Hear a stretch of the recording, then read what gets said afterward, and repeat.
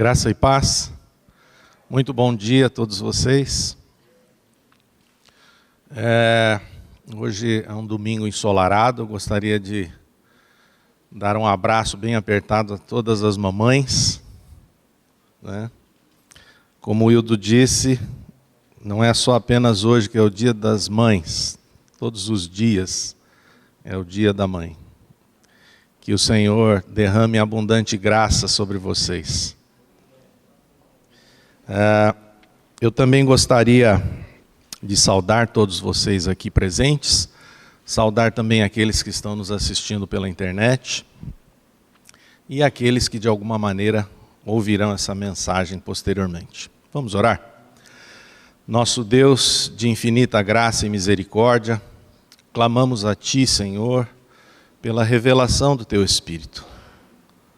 Abre os olhos do nosso entendimento para a palavra que será ministrada neste momento. E começa, Senhor, comigo mesmo.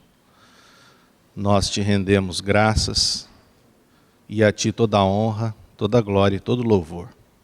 No nome precioso do Teu Filho Jesus Cristo que nós oramos. Amém. O título do nosso estudo hoje, que está aí no boletim, você pode acompanhar, é sobre o Evangelho. O que é o Evangelho?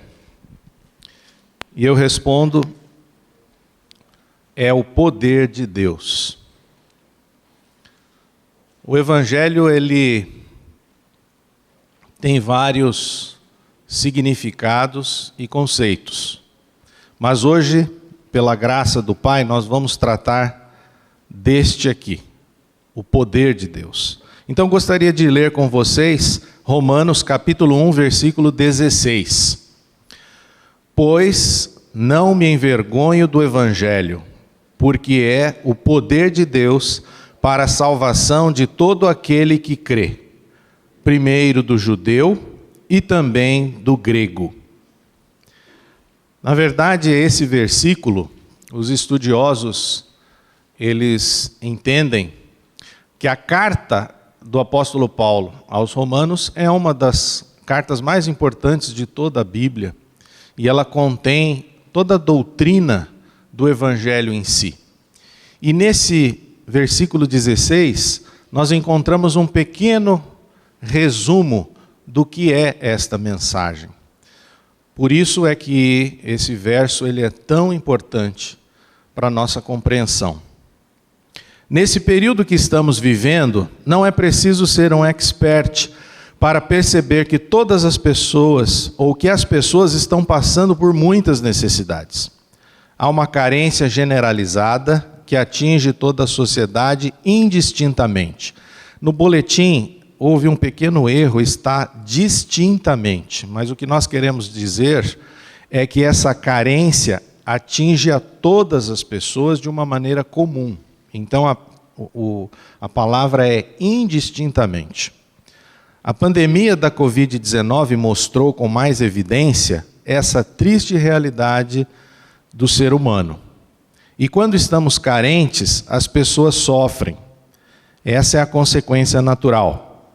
As pessoas estão precisando de tudo, desde o mais básico, como alimento e remédio, até aquilo que envolve questões mais subjetivas e de ordem emocional, como atenção, afeto e amor. Essa é a condição do ser humano hoje. Ele está necessitando, ele está carente. E carente de coisas básicas. Não é preciso ser muito especialista nisso. Todos nós. Se você é uma pessoa que não está passando por isso, você é uma pessoa privilegiada. Mas talvez você conheça alguém que está passando por essa situação. Então existe essa necessidade real. E nós estamos passando realmente esse tempo de muita dor e sofrimento, né? O desemprego aumentou, as pessoas estão precisando do básico para sobreviver. E também, de outra maneira, o próprio distanciamento que nós fomos obrigados a viver nesse tempo de pandemia, também trouxe uma carência, né, de relacionamento, de afeto. E isso acaba afetando o relacionamento.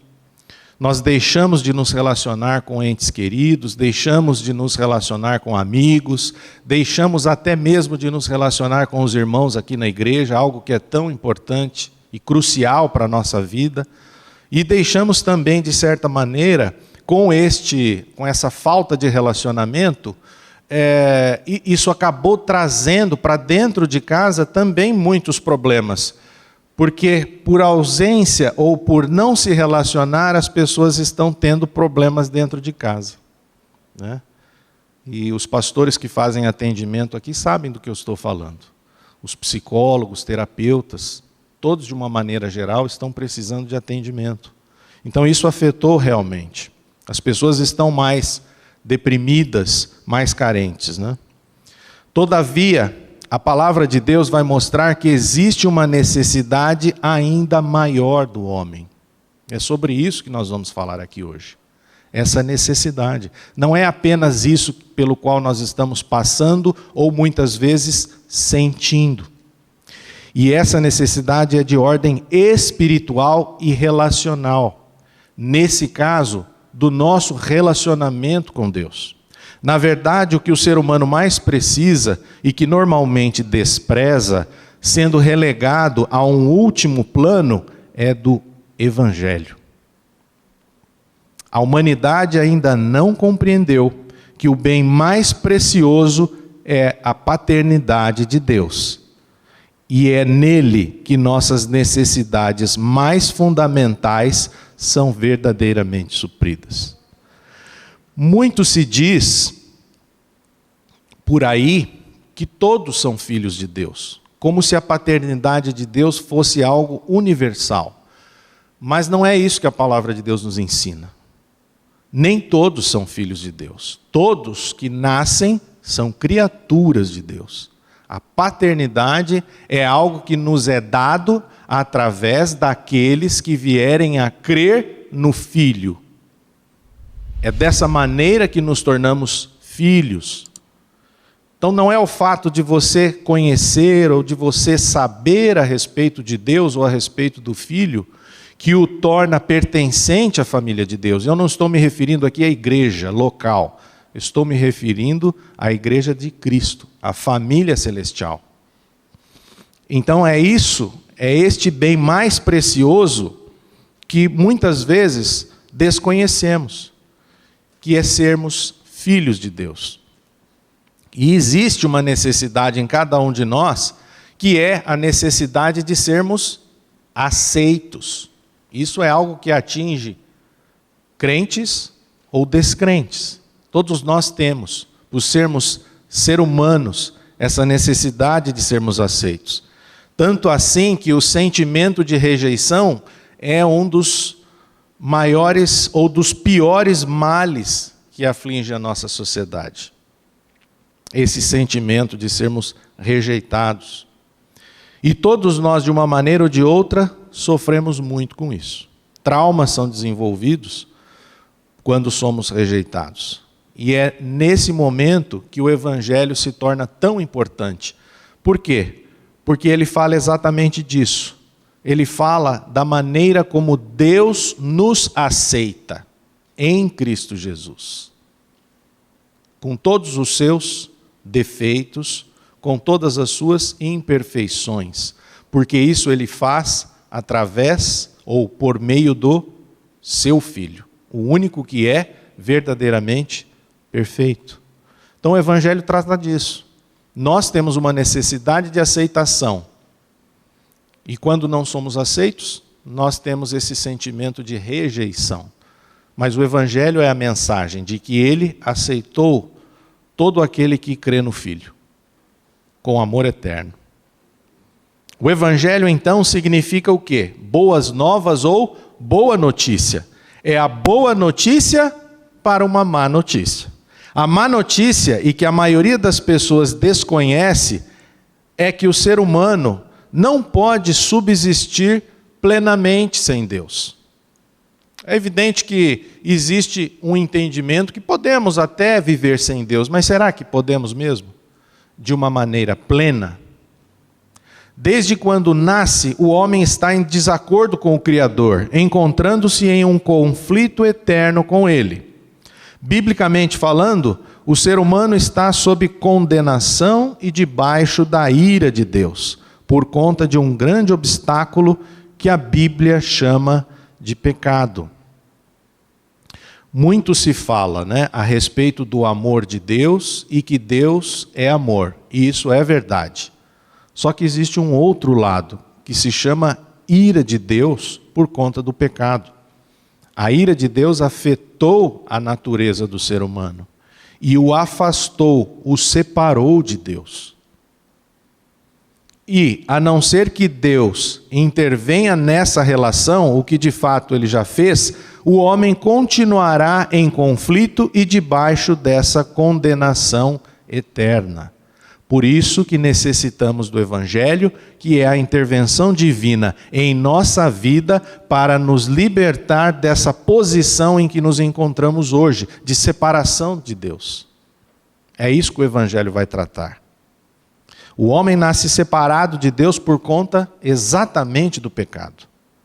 E ele não nasce puro e é contaminado pelas circunstâncias da vida, como muito se propaga por aí. Como muito se fala, não, Fernando, aquele bebezinho que acabou de nascer, ele é um ser puro. Não há nada de mal nele. Mas não é isso que as Escrituras dizem. O que as Escrituras falam é a respeito da natureza com que o ser humano vem ao mundo, que é uma natureza de pecado, uma natureza separada de Deus. À medida que a criança ela nasce e vai crescendo, ela não vai dizendo para vocês, pais, nossa, papai, mamãe, como eu amo a Deus, como eu amo a Jesus Cristo, como eu quero ir à igreja, como eu quero comungar com os meus amiguinhos. Não é isso. Nenhum de nós é assim. Há uma rebeldia inata. Então nós temos que parar um pouco de olhar para o pecado como um comportamento e olhar para o pecado como uma questão de natureza, que afetou a essência do ser humano. O ser humano é naturalmente rebelde a Deus. Eu gostaria de ler um versículo que é João 3,36, que não está aí no boletim. Ele diz assim: por isso quem crê no Filho tem a vida eterna. O que todavia se mantém rebelde contra o Filho não verá a vida, mas sobre ele permanece a ira de Deus. Quem se mantém rebelde ao Filho, permanece sobre ele a ira de Deus. Ah, Fernando, mas Deus é amor? Sim, mas Deus é também justiça. E o Evangelho é o que nós lemos, o poder de Deus para a salvação de todo aquele que crê. A boa notícia é que o Evangelho é exatamente essa intervenção sobrenatural e graciosa de Deus na vida do homem para restaurá-lo com o próprio Deus. Então, nós, quando viemos a este mundo, viemos completamente separados e em estado de rebeldia. Agora o próprio Deus intervém para que nós possamos ser reconciliados a Ele mesmo. A dura realidade é que não há nada no homem que ele possa fazer para restaurar por si mesmo a sua relação com o Criador. Muito se diz que o homem precisa fazer algo para ir ao encontro de Deus ou restaurar essa relação que foi obstruída pelo pecado. Mas será que nós podemos fazer algo se nós estamos contaminados na nossa essência pelo pecado? É por isso que nós estamos dizendo, não há nada que possamos fazer, a não ser que Deus intervenha. Por Deus ser absolutamente santo, o homem, por conta do pecado, não tem como manter-se numa relação justa com o próprio Deus. Mesmo o homem mais íntegro, bom, digno e moralmente correto, não tem como justificar-se diante de Deus, já que as suas obras e virtudes, por melhores que sejam, estão sempre manchadas pelo pecado. Não é o seu bom caráter, não são as suas virtudes que te farão aceitos diante de Deus.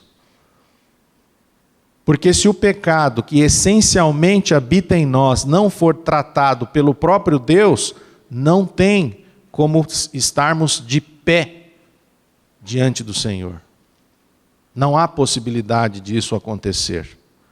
O homem, da maneira como vem ao mundo, ele está intrinsecamente em estado de profunda rebeldia com Deus. E talvez você diga assim, ou algum conhecido seu, não, mas eu respeito Deus. Eu respeito religião.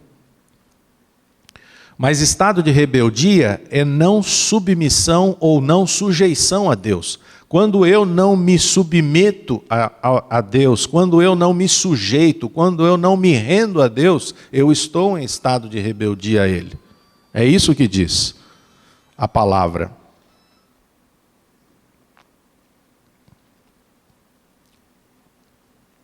Agora eu me perdi aqui, só um minuto. O fato de alguém respeitar a fé de uma outra pessoa é apenas uma questão de educação, nada mais. Eu escrevi isso aqui, não está aí no boletim. Porque às vezes as pessoas respeitam a questão, a sua religião, respeitam a sua fé, mas isto é pura educação.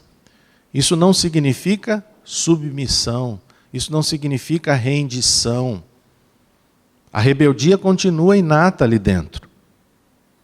Submeter-se a Deus, submeter-se a Jesus Cristo, submeter-se ao Espírito Santo é uma história muito diferente.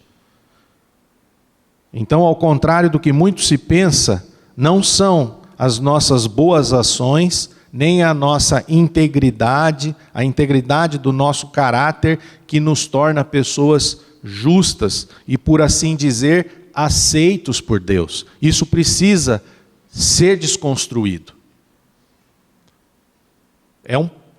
É um conflito isso. Fala, Fernando, mas eu não preciso ser uma pessoa correta, justa? Sim, mas Deus não vai te aceitar por você praticar uma atitude ou demonstrar uma integridade de caráter. Ele te aceita por conta do que o filho dele fez. Ele, sim, através do seu sacrifício, nos tornou aceitos. Porque não há como nos tornarmos 100% íntegros. Essa que é a realidade. Você pode até ser uma pessoa muito boa, mas será que durante toda a sua caminhada nessa vida, durante, 70, 80, 90 anos, você sempre foi assim? É lógico que não. Nós somos, durante o dia, indignos várias vezes. Então, só alguém que pudesse ser totalmente digno e que morresse em nosso lugar é que poderia restaurar a nossa relação com Deus. Por isso, ainda que não perceba, o homem precisa desesperadamente do Evangelho, pois nele é revelada a justiça divina em favor do pecador arrependido. É no Evangelho que é revelada essa justiça. Não tem como nós praticarmos atos de justiça se essencialmente somos pecadores. Por isso que necessitamos de uma outra justiça, que não está em nós, mas é que é produzida pelo próprio Deus. E aqui reside um sério problema. O homem não se reconhece como um pecador em dívida com Deus. Pelo contrário, entende que com sua própria justiça, ou melhor dizendo, com sua justiça própria, ele estaria apto a relacionar-se com Deus, o que é um grande engano. Então o homem vive num círculo vicioso, porque ele não entendeu, o ser humano não entende que ele precisa reconhecer-se pecador, para que, sendo levado a um profundo arrependimento, o Senhor possa fazer a obra de restauração na sua vida. Então aqui reside um problema sério. Infelizmente, a base dos relacionamentos humanos, ela está na justiça própria. Se você parar um pouco e observar na sua vida, você vai verificar isso. É o que nós fazemos todos os dias com as pessoas quando nós dizemos assim: fulano não é digno de ser meu amigo. Ou quando você diz, Beltrano é digno da minha amizade. O que você está querendo dizer isso? Você está pautando o seu relacionamento com base no teu senso de justiça. Fulano é digno, fulano não é digno de ser meu amigo, de relacionar-se comigo, não quero mais a sua amizade, vou me aproximar da amizade daquela outra pessoa. É assim que nós fazemos. Qual o problema disso? É que nós achamos que podemos fazer isso com Deus. E aí, as coisas não funcionam, porque você não pode relacionar-se com Deus com base na sua justiça própria, no teu senso de justiça. Esse é que é o problema. Quando nós falamos assim, olha, meu relacionamento com Deus é ótimo, porque eu sou uma pessoa extremamente boa. Pronto, você já tentou estabelecer o seu vínculo com o Senhor com base na sua dignidade, no seu mérito. Só que isso é impossível. Isso precisa ser desconstruído. É só o mérito de Cristo que pode nos restaurar. Nós nunca alcançaremos essa plenitude de justiça. Mas essa plenitude de justiça nós encontramos no Filho de Deus. E todos aqueles que vierem a crer no Filho de Deus, que é Jesus Cristo, e na obra que Ele realizou, então conseguirá, por graça de Deus, restaurar o seu relacionamento. O grande problema está então nessa justiça própria. E a Bíblia diz, vocês já sabem, que a nossa justiça é como trapo de imundície. Ou seja, não serve para nada. Em Romanos capítulo 1, versículos 16 e 17, Paulo descreve o Evangelho como sendo a boa notícia da justiça revelada para a salvação do pecador que crê em Jesus. Ele diz, vamos ler juntos, Romanos 1, versículos 16 e 17. Pois não me envergonho do Evangelho, porque é o poder de Deus para a salvação de todo aquele que crê, primeiro do judeu e também do grego, visto que a justiça de Deus se revela no Evangelho, de fé em fé, como está escrito, o justo viverá por fé. Que texto maravilhoso! Aonde que a justiça que nós necessitamos, que não é a nossa própria, é revelada? No Evangelho. E de que maneira nós alcançamos essa graça? Através da fé. Por isso que o justo viverá por fé. O que Paulo está dizendo é que nós necessitamos da justiça que vem do alto e não da nossa própria justiça. Porque a nossa própria justiça é gerada por boas obras. Para sermos reconciliados com Deus, é necessário uma justiça do alto. Jesus Cristo é a justiça de Deus para aquele que crê. Por isso que você precisa crer. E não desempenhar. É por fé. E graças a Deus que é por meio da fé, porque nós não teríamos a menor condição de desempenharmos uma justiça a esse ponto de nos tornarmos aceitos por Deus. Por quê? Porque essencialmente somos pecadores, indignos. E como que Deus aceita pecadores indignos, Fernando? Por meio do Filho dele. Pelo sangue derramado. É isso que é Evangelho. É algo extraordinário o fato de Paulo dizer que não tem vergonha do Evangelho. Mas talvez você perguntasse se alguém teria mesmo vergonha de algo tão bom.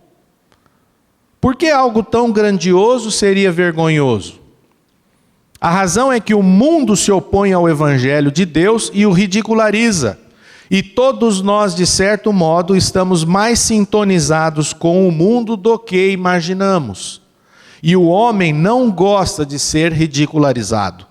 O Evangelho era desprezado nos dias de Paulo. Judeus e gentios se uniam para denunciar os cristãos como perturbadores da paz pública. Além disso, um Salvador crucificado era para uns uma pedra de tropeço e para os outros uma tolice. 1 Coríntios 1, 23, vamos ler juntos. Mas nós pregamos a Cristo crucificado, escândalo para os judeus, loucura para os gentios. É interessante que Paulo começou ali, Romanos 1,16, dizendo, porque não me envergonho. E você que já é cristão há muitos anos, talvez por conhecer a palavra, diga, mas por que o Evangelho, por que ele falou dessa maneira? Teria alguma coisa para se envergonhar? Faça uma análise da sua vida e verifique se realmente o Evangelho, ele acaba trazendo, de certa maneira, um senso, segundo o mundo, de ridículo. Pare para pensar. Analise um pouco. Por isso que ele fala, não me envergonho do Evangelho. O que será que há nesse Evangelho para trazer esse senso de ridículo? A crucificação, meus irmãos, não era apenas uma morte terrível ou horrível, mas ela também era vergonhosa. Contudo, a sabedoria de Deus é revelada onde? Exatamente naquilo que era uma morte vergonhosa, que é a cruz de Jesus Cristo. E nem todas as pessoas veem isso. Se lá atrás a morte de cruz era vergonhosa, por que hoje não seria? Os judeus, eles buscavam o quê? Sinais miraculosos. E viam a cruz como o quê? Como um sinal de fraqueza. Não como um sinal do poder de Deus. Mas era uma visão obliterada, uma visão míope. Como era possível alguém crer que o Messias era um carpinteiro de Nazaré e que ele havia morrido numa cruz? Os judeus não acreditavam naquilo. E os gentios, ou os gregos, enfatizavam o quê? A sabedoria. Pois eles eram conhecidos pela sua filosofia. Então, para eles, a cruz era o quê? Uma loucura. E eles não conseguiam ver sabedoria na cruz. Então, esse é o senso de ridículo diante do mundo. E que nós precisamos enxergar com os olhos de Deus. Para enxergar que ali, na cruz, nós conseguimos ver a sabedoria de Deus. Como que Deus restaura as pessoas. Será que a situação é diferente em nossos dias? A cultura de hoje exibe um certo verniz de tolerância religiosa, de modo que pessoas bem educadas tenham cuidado de não desprezar os cristãos abertamente. Talvez você conheça pessoas assim, que são realmente bem educadas, bem intencionadas, não querem ferir você quando você fala a respeito do Evangelho. Por quê? Porque existe esse verniz, essa tolerância. Mas existe uma rebeldia inerente. Mas o fato é que o mundo jaz no maligno e a hostilidade a Deus está sempre presente. Se você nunca se envergonhou do Evangelho, a razão provável, como sugere o Dr. Martin Lloyd Jones, não é que você seja um cristão excepcionalmente bom. Eu nunca me envergonhei do Evangelho. Não é porque você é bom, mas sim que a sua compreensão da mensagem cristã nunca foi clara. O próprio caráter da mensagem tende a causar esse senso de ridículo. Pensem um pouquinho. Alguém que nasceu em extrema pobreza, num estábulo, não numa hospedaria. Foi criado numa pequenina aldeia. Foi treinado como carpinteiro. Foi crucificado em aparente fraqueza. Cravado no madeiro como um bandido e com outros 2 bandidos. Zombado pelos homens. Esse aí é o Salvador do mundo, o Filho de Deus, aquele que criou o universo. É lógico que o mundo não vai olhar para o Evangelho como sendo a sabedoria de Deus. 1 Coríntios 1, 21, não está aí no boletim, eu vou ler aqui com vocês. Visto como na sabedoria de Deus, o mundo não o conheceu por sua própria sabedoria, aprove a Deus salvar os que creem pela loucura da pregação.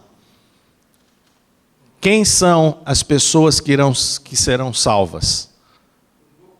Os loucos, segundo o mundo. Mas segundo a palavra de Deus, não. Por quê? Porque na cruz nós não vemos loucura, mas nós podemos enxergar a sabedoria de Deus. Por isso que o homem, por si só, ele não tem a menor chance de se salvar. Nós éramos assim antes que Deus abrisse os olhos do nosso entendimento. E todos chegam a Deus da mesma maneira. Não há lógica nisso. Mas o Evangelho é a lógica de Deus para aqueles que são cegos espirituais. E todos nós éramos cegos espirituais. Todos nós que viemos a este mundo, viemos separados de Deus por conta do pecado. E o pecado tornou a nossa visão míope em relação às questões espirituais.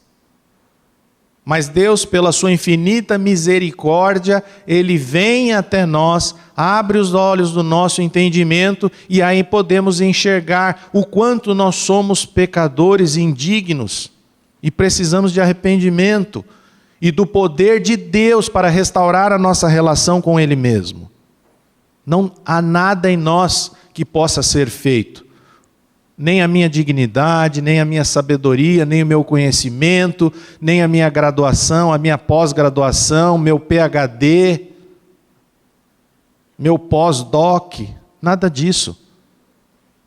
Porque nada disso é suficiente para restaurar a nossa relação com Deus. John MacArthur, pastor norte-americano, diz o seguinte a esse respeito, abre aspas: quando temos oportunidade de falar por Cristo, geralmente não o fazemos. Sabemos que o Evangelho não é atraente, é intimidante e é repulsivo para a pessoa natural não salva e para o sistema espiritual ímpio que agora domina o mundo. O Evangelho expõe o pecado, a maldade, a depravação e a perdição do homem e declara que o orgulho é desprezível e as obras de justiça são inúteis aos olhos de Deus. Para o coração pecaminoso dos incrédulos, o Evangelho não parece ser uma boa notícia, mas uma má. E quando o ouvem pela primeira vez, muitas vezes reagem com desdém contra quem o apresenta ou lançam argumentos e teorias contra isso. Por essa razão, o medo dos homens de não saber manejar seus argumentos é, sem dúvida, a maior armadilha do testemunho, fecha aspas. O Evangelho é isso, ele expõe o nosso pecado. Por isso que ele é repulsivo. E por isso que nós não gostamos de ver as nossas entranhas abertas para todo mundo. Nós queremos ficar guardados e protegidos através de uma máscara. Não é essa máscara que vocês estão usando e que eu estava usando aqui. Não é essa aqui. Mas é uma máscara para esconder o nosso próprio pecado. Porque nós queremos aparentar que somos pessoas perfeitas. Talvez como o próprio Jesus Cristo. Mas isso é uma mentira. E o Evangelho vem tratar isso conosco.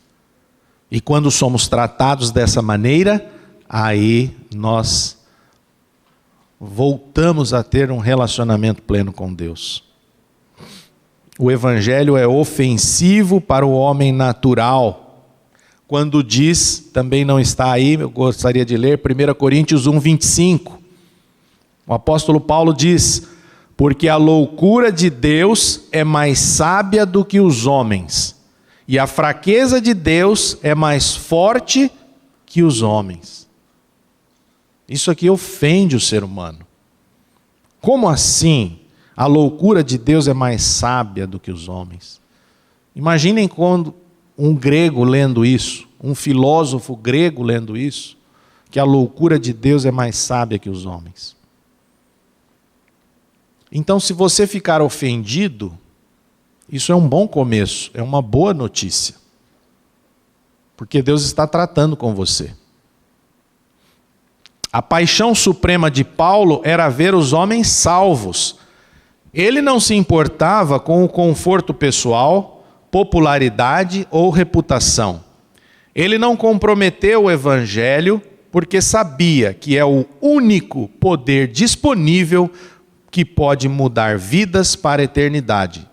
Geoffrey Wilson, pastor batista inglês, escreveu, abre aspas, a impopularidade de um Cristo crucificado levou muitos a apresentar uma mensagem que é mais palatável para o incrédulo.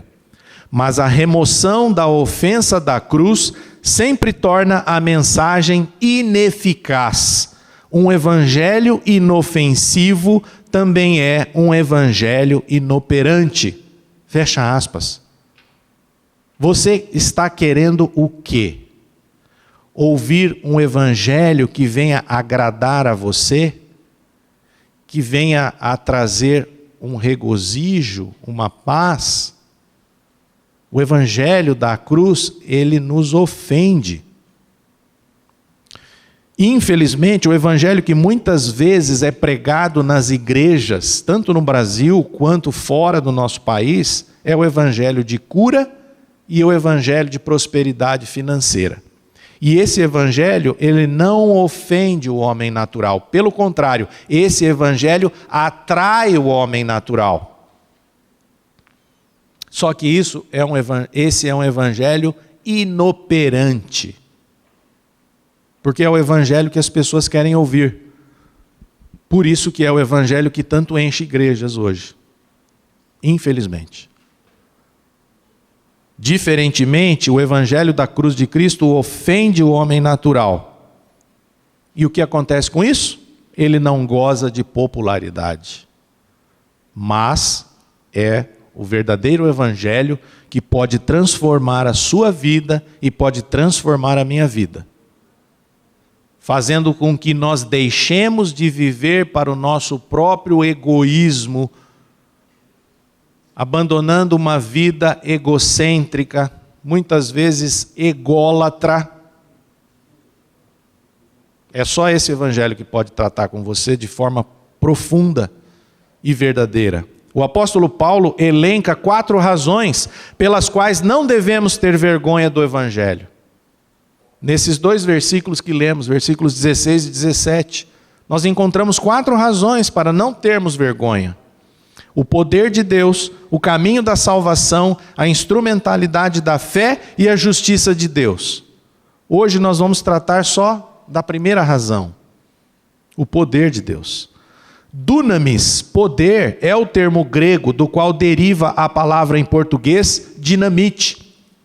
Então quando você lá lê Paulo escrevendo, não me envergonhe do evangelho, porque é o poder, a palavra ali é dunamis, que é a mesma raiz da nossa palavra em português, dinamite, é exatamente isso. O evangelho é dinamite nas nossas vidas, para destruir, desconstruir você e todo o teu cabedal de conhecimento, de sabedoria, de integridade, de bondade, para tentar alcançar a Deus. É poder para destruir tudo isso. E para dizer assim, você e eu não passamos de pecadores indignos. E necessitamos da justiça do alto, revelada na pessoa de Jesus Cristo por meio do Evangelho, para que sejamos aceitos por Deus. É isso. O Evangelho traz consigo a onipotência de Deus, cujo poder é a única alternativa suficiente para salvar os homens do pecado e dar-lhes a vida eterna. é a única alternativa. Entendam isso. Vamos ler Jeremias 13, 23 juntos? Pode acaso o etíope mudar sua pele ou o leopardo as suas manchas? Então poderíeis fazer o bem, estando acostumados a fazer o mal. O etíope pode mudar a cor da sua pele? É isso que Jeremias está dizendo. Não. Assim como um pecador não pode se salvar. Não há como. Não está ao alcance do homem mudar a sua própria natureza, mas somente Deus, pelo seu poder, pode fazer isso. Só Deus pode fazer essa obra. E graças a Deus, que é apenas Ele. O Evangelho, o que nós estamos querendo dizer aqui? Que o Evangelho é poderoso.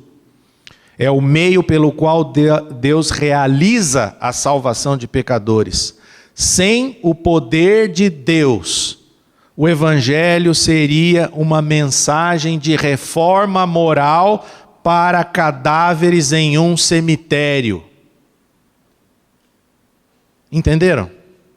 Sem o poder de Deus, o Evangelho seria uma mensagem de reforma moral para cadáveres num cemitério. Vai lá no cemitério e fala sobre moralidade para eles. O que vai acontecer? Nada. Mas o Evangelho é poder. Ou seja, seria incapaz de transformar os ouvintes, mas o Evangelho sim, pode transformar. Assim como são na realidade as outras religiões. O que são as outras religiões? Um arcabouço filosófico de bons princípios. Analise, eu não vou citar aqui. Cada uma das outras religiões que existem nesse mundo. Se não são exatamente isso, princípios de sabedoria, mas são apenas princípios. Não têm o poder de transformar a essência pecadora do ser humano. É fundamental, portanto, compreender que o Evangelho não é uma simples doutrina que Paulo fala a respeito, mas sim que é o próprio poder transformador de Deus. Não é uma doutrina. Evangelho não é uma doutrina simples. O Evangelho é o poder que transforma. Assim como ele transformou a sua vida. Assim como ele transformou a minha vida. A vida do pastor Maurício. Lembrei agora do testemunho que ele sempre dá a respeito de como Deus operou na vida dele e de cada um. Um exemplo claro do que é esse poder de Deus está na descrição, e eu gostaria de ler para vocês rapidamente, descrição do Vale dos Ossos Secos. Quando eu estava redigindo, eu lembrei dessa passagem, eu queria ler com vocês Ezequiel 37, de 1 a 10.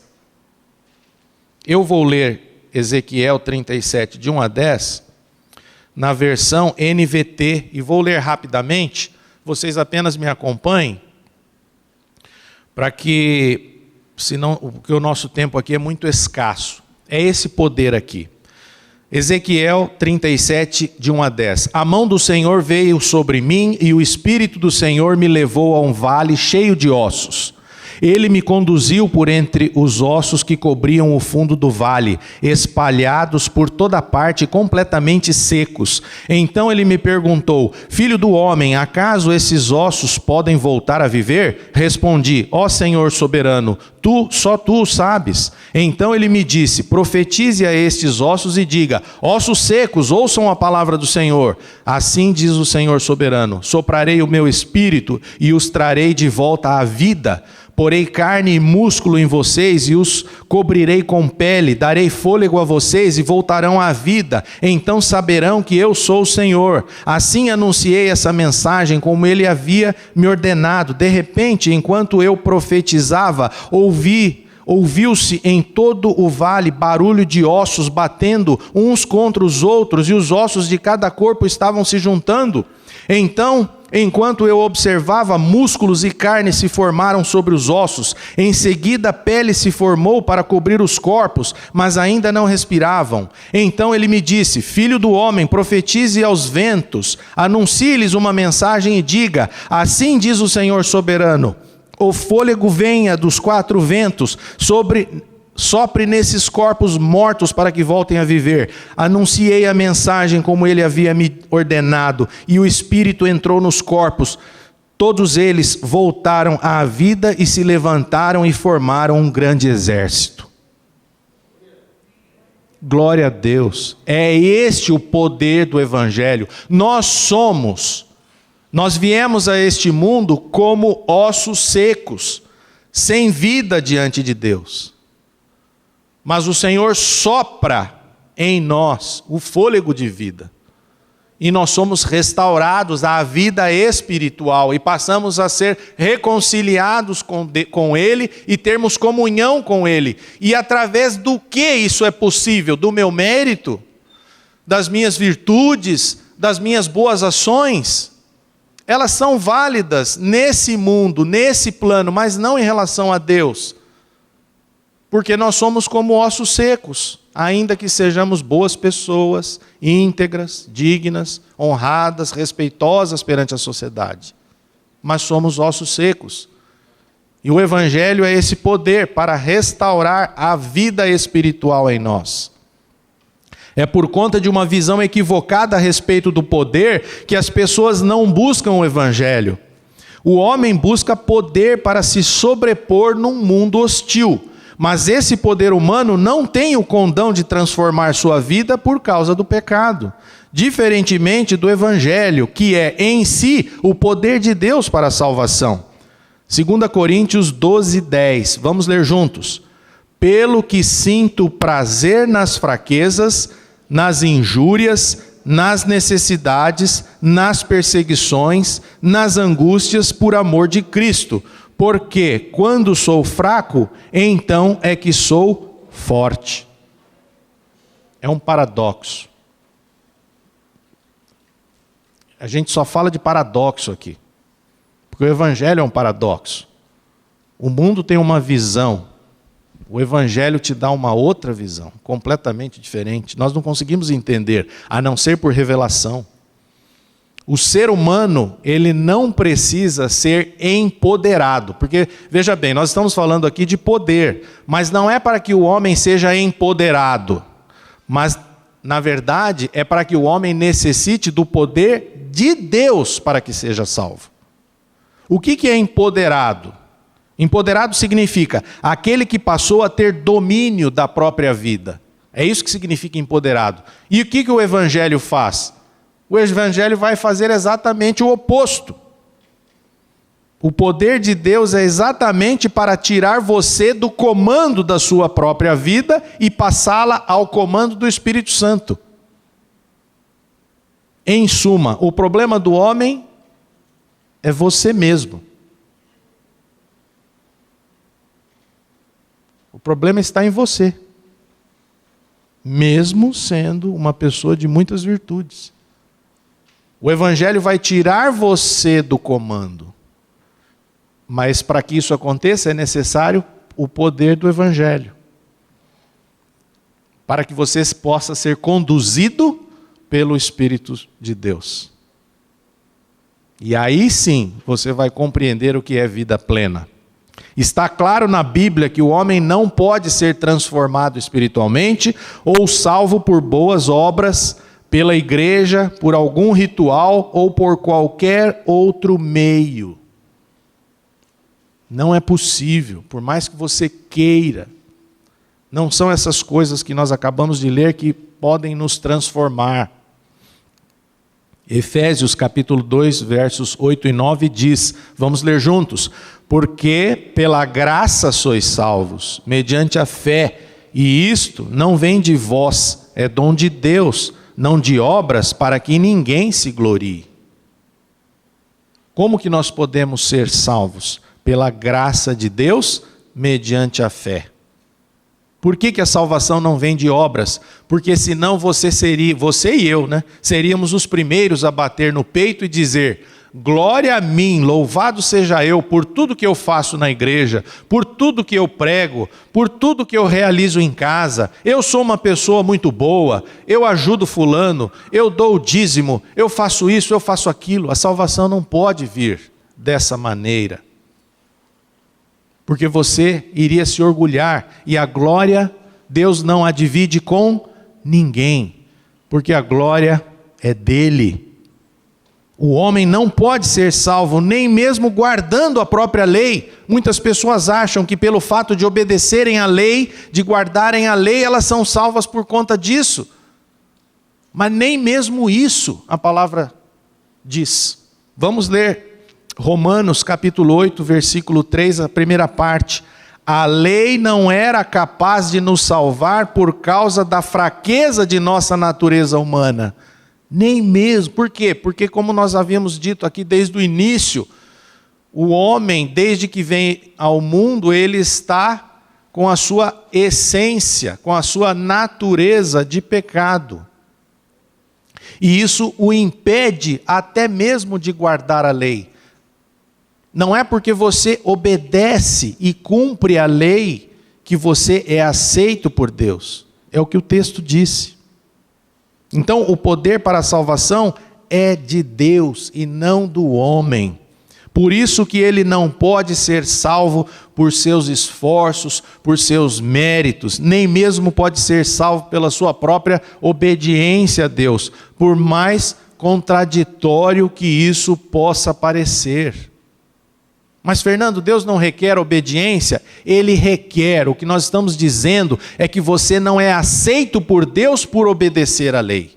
Mas depois que Deus transforma a sua vida, troca o seu coração, aí sim você é chamado para a obediência. Mas sem um novo coração, isso é impossível. Isso vai se tornar um fardo para você. O mérito da salvação está naquilo que Jesus Cristo fez na cruz e na sua obediência, na obediência dele. Em última análise, preciso mais do poder que vem de Deus do que de conhecimento, pois o conhecimento da lei não vai me capacitar a guardá-la ou cumpri-la. Vamos ler Romanos 2,13. Porque os simples ouvidores da lei não são justos diante de Deus, mas os que praticam a lei hão de ser justificados. Não basta que eu ouça, não são os ouvidores, não é o conhecimento da lei, mas eu preciso de poder. A lei não foi dada para salvar os homens, mas para revelar seus pecados e assim conduzi-los à graça salvadora de Deus. O que é a lei de Deus? Senão um aparelho de raio-x para mostrar uma fratura. O aparelho de raio-x cura a fratura?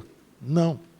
Mas ele mostra. A partir dali você tem um diagnóstico e pode ser tratado adequadamente. A lei de Deus, ela faz exatamente isso.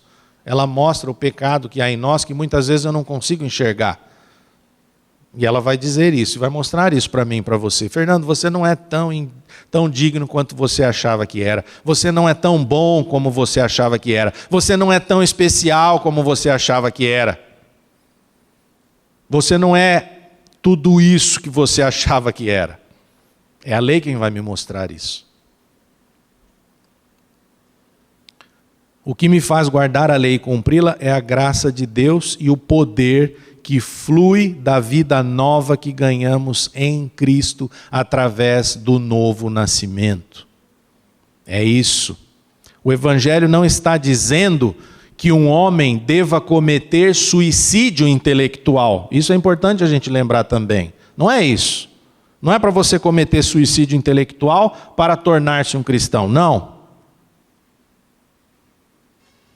Significa sim que não importa quão capaz, sábio, digno um homem seja, isso jamais fará dele um cristão. O pecado, aquele obstáculo que separa o homem de Deus, afetou a sua essência de uma tal maneira que nem mesmo a melhor escola, com o melhor professor, pode mudar essa natureza rebelde a Deus. Por isso, o único remédio eficaz está no poder que emana da morte e da ressurreição de Jesus Cristo, bem como no poder que faz o pecador ser unido, incluído a essa obra. Vamos ler aqui um texto que vocês muito conhecem, que é Romanos capítulo 6, versículos de 6 a 8. Sabendo isto, que foi crucificado com ele o nosso velho homem, para que o corpo do pecado seja destruído, e não sirvamos o pecado como escravos. Porquanto quem morreu está justificado do pecado. Ora, se já morremos com Cristo, cremos que também com Ele viveremos. Que mensagem é essa? A mensagem do Evangelho. Que Jesus Cristo foi crucificado, que lá naquela cruz foi crucificado o velho Fernando, o antigo Fernando, para que o corpo do pecado, essa natureza pecaminosa, ela deixasse de dominar a minha própria vida. E eu não ficasse mais submisso ao domínio do pecado. Porque qual que é o problema do pecado? Além de nos separar de Deus, é ele te escravizar.